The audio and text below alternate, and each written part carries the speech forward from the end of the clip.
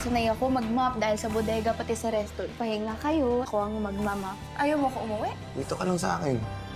Dahil sobrang stress na si Wilson ay sinadya niyang bumisita kay Aling Cathy na gets na agad ng matanda na may pinagdadaanan ang pamangkin niya at sinaad ni Wilson na gusto niya ng ibang makakausap na agad naman siyang inasikaso ng matanda. Habang dinalahan ni Lola Nene ng mga bagong damit ni Caroline na kinuha niya sa mga paninda niya, sabay sinabi niyang nagpainit na din siya ng tubig para maghatbat na ang dalaga na napangiti naman ito at agad na nagpasalamat, sabay humingi pa ng pasensya si Lola Nene dahil wala silang hot shower. Agad namang tinanong ni Caroline kung asaan si Bingo. Agad namang sinabi ni Lola Nene na maagang umalis dahil nagtrabaho ang binata. Nang maihatid ni Bingo yung nideliver niya, ay agad naman niyang sinert si Engineer Gilbert Bautista pero walang lumalabas sa social media kaya natanong niya sa sarili niya kung buhay pa ito o patay na. Naglambing naman si Caroline kay Lola Nene na sana ay hindi siya napagod, sabay kinumusta niya ang pakiramdam niya at agad namang sinabi ng matanda na okay lang siya, lalo't on time siya sa pag-inom ng tubig niya para sa hematama niya na hindi man lang tumawa ang dalaga, kaya alam ni Lola Nene na may pinagdadaanan na naman si Caroline na agad namang sinabi ng dalaga na okay lang siya pero sinaad ni Lola Nene na yun din ang sinasabi ng mga taong hindi okay.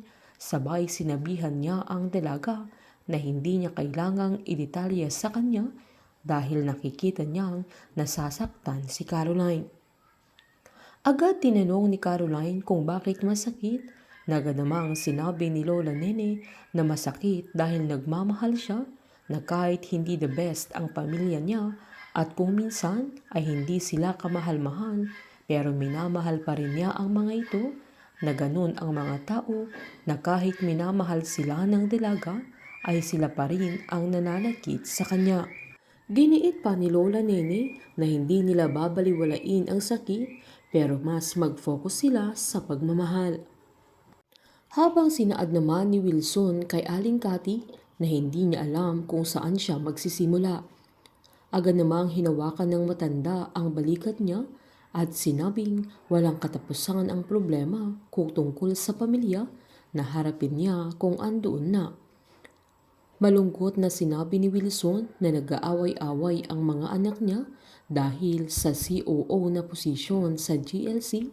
Agad namang sinabi ng matanda na baka sign yun na gusto nilang maging parte ng legacy niya pero sinaad naman ni Wilson na ayaw niyang umabot na masira ang pamilya nila dahil lang sa posisyon na maging si Caroline na ang dami niyang bintang tungkol sa pagkamatay ng mama niya. Pinaliwanag naman ni Aling Cathy na asahan niya dahil lagi siyang masasaktan dahil sa pagkamatay ni Divine at hindi yun mawawala sa isang anak katulad ni Caroline na agad namang tinanong ni Wilson kung anong kailangan niyang gawin dahil kung business lang yun ay matagal na niyang nasolusyonan. Sinaad ni Aling Cathy na hindi negosyo ang problema niya, na yun ang nakakalimutan niya na sa negosyo ay kailangan ng mga strategies pero pagdating sa pamilya ay nagsisimula lahat sa pagmamahal, pag-unawa at sa kapakanan ng bawat isa. Sabay sinabi niyang ibigay ni Wilson ang COO position kay Caroline na yun lang ang sagot sa lahat ng mga problema niya. Kaya natulala si Wilson dahil si Charleston na ang ininominate niya at umaasa na ang panganay na anak niya sa kanyang boto pero magbabago ba ang lahat dahil sa pag-nominate ni Aling Cathy kay Caroline? Lalo't siya ang nag-train kay Wilson noong bago siya isabak bilang CEO ng kumpanya at nagtagumpay si Caroline sa 2 stage ng training niya kay Aling Cathy. Magmamakaawa din si Bettina kay Wilson na ibigay niya ang posisyon sa kanya dahil yun ulit ang bubuo sa kanya na maging si Cindy ay kampante na si Charleston ang susuportahan ni Wilson at si Gina naman ay sinabihan niya si Carlo na suyuin niya si Charleston na mag-back out kung ituturang siyang bilang kapatid niya. Painit ng painit ang mga tagpo, sabay-sabay po nating subaybayan ang advance episode ng Can't Buy Me Love dito po sa aking channel.